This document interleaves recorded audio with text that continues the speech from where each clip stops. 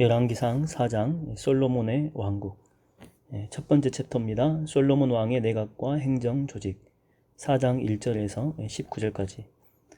솔로몬은 통일왕국 이스라엘의 3대 왕위로 즉위하게 되죠.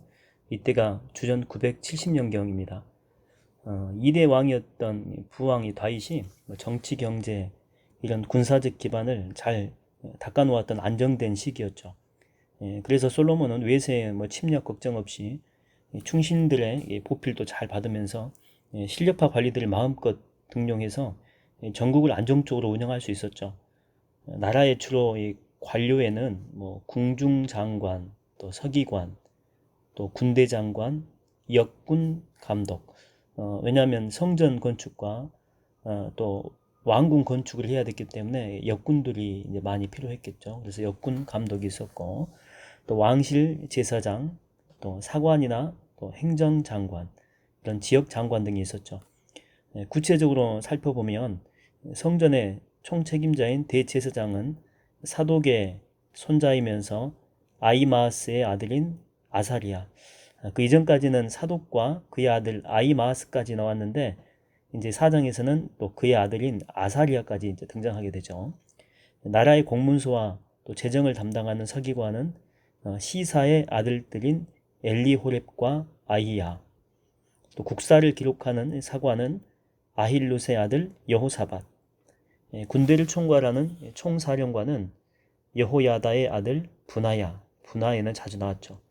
또 원로 대제사장은 사독과 아비아달, 아비아달은 또 추방을 당하게 되죠. 지방관장의 수장인 지방총행정관은 나단의 아들 아사리아. 그 다음에 제사장 겸 왕의 비서실장은 나단의 아들 사붓. 왕궁의 살림 책임자인 궁정 대신은 아이살. 세금과 부역을 담당하는 부역총 책임관은 압다의 아들 아도니람. 선대왕인 다윗 때와 비교해 볼 때 솔로몬 내각의 특징은 정교와 행정 관료들이 중심을 이루고 있죠. 이것은 군대 위주로 구성된 다윗 왕 때와는 달리 솔로몬 시대에는 정교, 또 행정, 외교 이런 것들이 부각이 되는 걸 봐서 평화 시대였다라고 하는 것을 우리가 알 수 있죠. 몇몇 부서를 제외하고는 새로운 인물들이 또 많이 등용됩니다. 이는 솔로몬 왕국이 그만큼 많이 확장이 되었고, 또 유능한 인재를 나라 전역에서 골고루 발탁했다라고 하는 것을 알 수가 있는 것이죠. 또 이 다윗 왕 때와 비교해 볼 때 지방 관장들, 또 국내 대신 등의 이 직책이 증설이 된 것이죠. 그만큼 또한 다윗 왕 때에 하고 이제 비교해 보면 몇몇 부서를 제외하고는 새로운 인물들이 많이 등용이 되었죠. 이것은 솔로몬 왕국이 그만큼 확장이 되었다고 하는 것을 보여주고 있고, 또 유능한 인재를 그래서 나라 전역에서 골고루 발탁했다라고 하는 것을 우리가 알 수 있는 거죠. 다윗 왕 때 비교해 볼 때 지방 관장들, 또 이렇게 국내 대신 이런 직책이 증설되었는데, 이것은 솔로몬 왕의 통치 범위가 그만큼 확장되었다라고 하는 것을 우리가 알 수 있습니다. 솔로몬 왕은 이스라엘 전역을 12개 도로 구분했고, 한 도가 1년에 한 달씩 왕궁, 중앙정부라고 볼 수 있는데, 중앙정부에 필요한 곡식과 가축을 공급하도록 했죠. 그런 공급은 지역의 특산물이나 또 현물 혹은 이렇게 세금으로 바치도록 했습니다. 이 같은 12관장 제도는 솔로몬 왕국의 중앙 집권화가 얼마나 이게 강력했고 체계적이었는지를 우리에게 보여주고 있죠. 이렇게 솔로몬 왕은 세심한 구획 설정과 적절한 분배를 통해서 단순한 이스라엘 12지파 중심의 행정 단위에서 탈피해서 생산성 중심의 12행정구역으로 나누게 된 것이죠.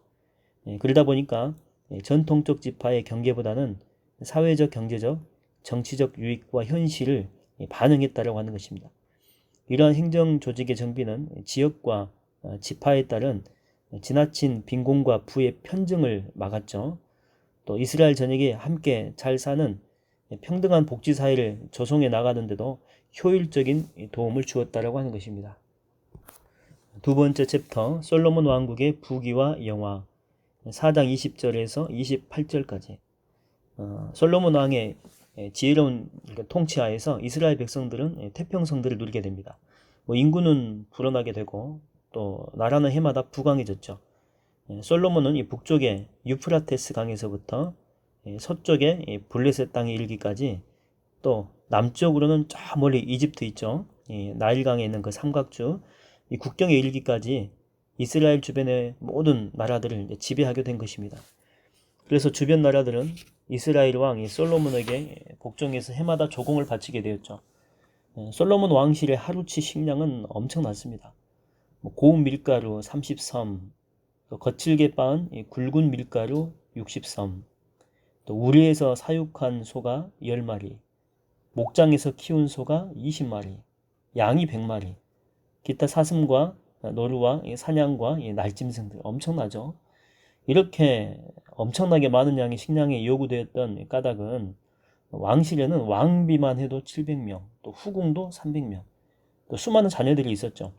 그리고 왕국에서 일하는 신하들, 또 그들의 식솔들, 또 종들에게도 매일 양식을 공급했기 때문에 그만큼 많은 음식물이 요구되었다고 하는 것이죠.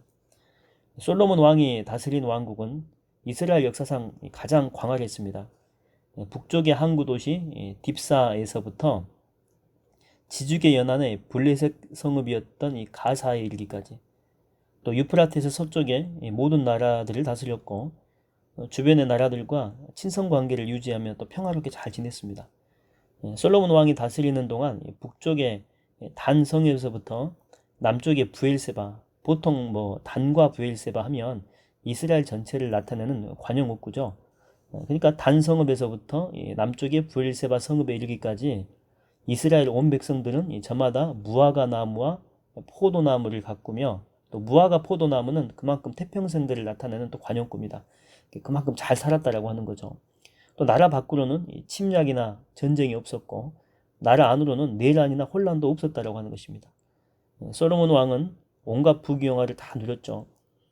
그는 병거 끄는 말을 두는 마국간을 4만 칸, 엄청나죠. 4만 칸이나 소유했고 무려 1만 2천 필의 말을 보유했죠. 이스라엘 12지방의 관장들은 또 매년 돌아가면서 각자가 한 달씩 맡아서 솔로몬 왕과 왕의 식탁에 참여하는 사람들이 소비하는 식량을 아무런 부족함 없이 또 넉넉히 제공했다라고 나옵니다. 불평했다 이런 거 전혀 나오지 않습니다.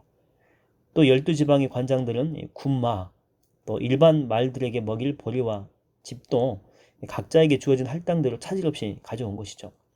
또 이와는 별도로 솔로몬 왕국의 국고 세입 출처는 외국 무역과 대상 통행세, 또 구리까지 수출을 했고 또 속국의 곡물들이었죠. 말과 병거의 활발한 수출입 무역도 또 왕국의 재정적 안정에 많은 기여를 하게 됩니다. 세 번째 챕터, 솔로몬 왕의 탁월한 지혜, 4장 29절에서 34절.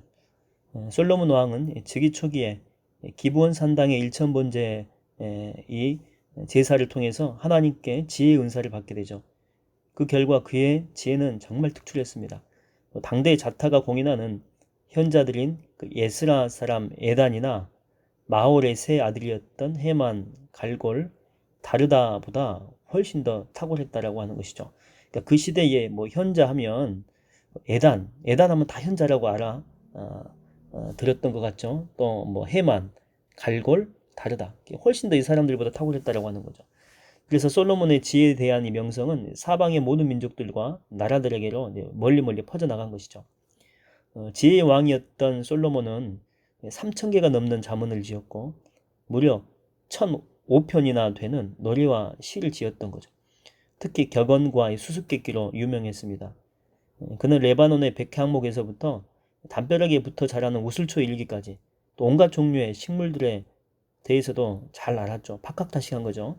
또 뿐만 아니고 짐승들과 새들, 온갖 기어다니는 것들과 물고기 등에 대해서도 모르는 게 없었다고 하는 것입니다. 꼭 아담의 현신이 나타난 것 같아요. 꼭 누가 생각이 나냐면 아담이 생각나지 않습니까? 아담이 하나님의 지혜로 동물들 또 식물들의 이름까지 다 지었던 것 아니겠어요? 그만큼 탁월한 지혜를 가지고 있던 아담이 생각납니다. 그래서 세상의 왕들과 동방의 현자들이 솔로몬 왕의 이 해박한 지식과 이 특출한 지혜를 직접 듣고자 사방에서 몰려 온 것입니다.